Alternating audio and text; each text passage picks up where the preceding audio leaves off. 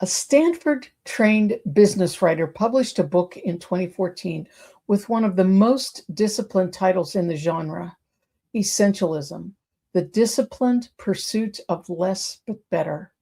2 million copies are in print, translated into 25 languages. The thesis: most lives are not full of bad choices.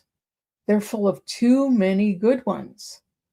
Question 5 of the 7 mindful questions is that cut where we choose what's essential.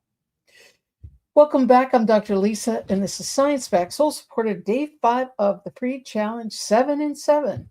Yesterday, we paused at the bottom of the stairs and we start the climb back up. Question 5C of the CBA, choose what's essential. I always feel this is the emotional heart of the 7 mindful questions, because when we're starting asking ourselves what's essential, you really need to tune in to how your body feels when you ask that question. Yesterday, we're at the bottom of the stairs in the sacred pause, and now today we're going to turn around and start back up. The teacher today is Greg McKeown, Stanford-trained business writer, former Apple consultant who published Essentialism in 2014. The book has now sold over 2 million copies, has been translated into 25 languages, and given an entire generation a single surgical sentence to keep on the desk: the disciplined pursuit of less but better. McKeown's research, drawn from years of work with leaders at Google, Apple, Salesforce, and across Fortune 500, makes one core argument. Most lives are not full of bad choices. They're full of too many good ones. The dysfunction is not the bad option. The dysfunction is the inability to cut the merely good in favor of the genuinely essential. Question 5 is that cut. Now, I want to be really precise about one thing, because I see this gets misunderstood constantly. Essentialism doesn't mean bare minimum. Essential is not survival mode. In 7 Mindful Questions, my book, I wrote it this way: essential is one step above the vital, involuntary biological imperatives. Vital is breathing, eating, sleeping. Essential is the next layer up, voluntary, but yet also necessary, like paying the bills, walking the dog, showing up for people you love, doing the work that pays the mortgage, caring for the body so it can carry you another 40 years. Essential is the high-value layer of life, the layer question 5 protects. Here's the practical move.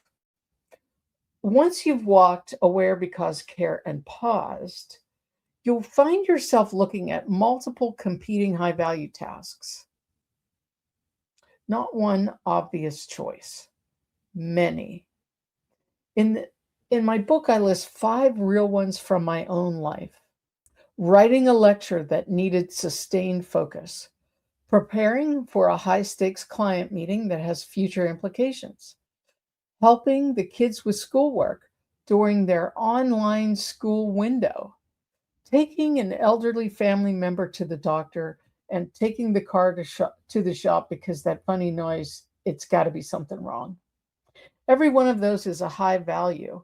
Every one of those matters. What question 5 does, especially when paired with the value effort grid in the book, is force the second order choice. Among high value items, which one is essential right now in this moment? And you can do that by closing your eyes and thinking about your choices, and the one where your body reacts viscerally, physically. Listen to that. Listen to the emotional heart, the emotional tone. The time-sensitive ones can get blocked out first, like a kid's Zoom or a doctor's appointment. And the flexible ones get scheduled around those time-sensitive ones. If the car is still drivable, then it waits. So choosing the essential is not about doing less. It's about being present for what you do choose instead of scattering yourself across what you didn't. And here's the discipline McKeown writes about that I absolutely love. The first instinct when faced with too many good options is to try harder. Do all of them faster. The essentialist instinct is just the opposite. Drop the merely good. Pour the energy of those dropped items into the genuinely essential. Done well, fewer things executed completely will change your day. Done well, fewer things executed completely can absolutely change your year and your life. Question 5 also catches the patterns. In the book, I wrote about the sum of your life can be described as the sum of the moment-to-moment choices you make. Think about that. And most of us have recurrent things that can actually be themes. The same kinds of choices that hurt us, the same kind of choices that nourish us. Question 5 is where you start seeing the patterns, where you start naming that broken record. Now, tomorrow with question 6, we'll do something with that pattern. But today I want you to just see your pattern. The first step back up the staircase. Choose what's essential. So tonight, before bed, this is your challenge. Write down the 5 most important things on tomorrow's calendar. Then circle 1, not 2, 1, but one that is essential. Notice tomorrow whether the circled one actually got the best of your attention or whether the day quietly poured your attention into the other 4.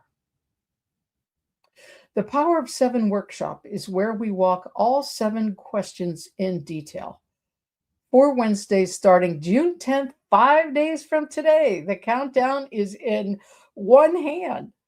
The workshop link is in the description.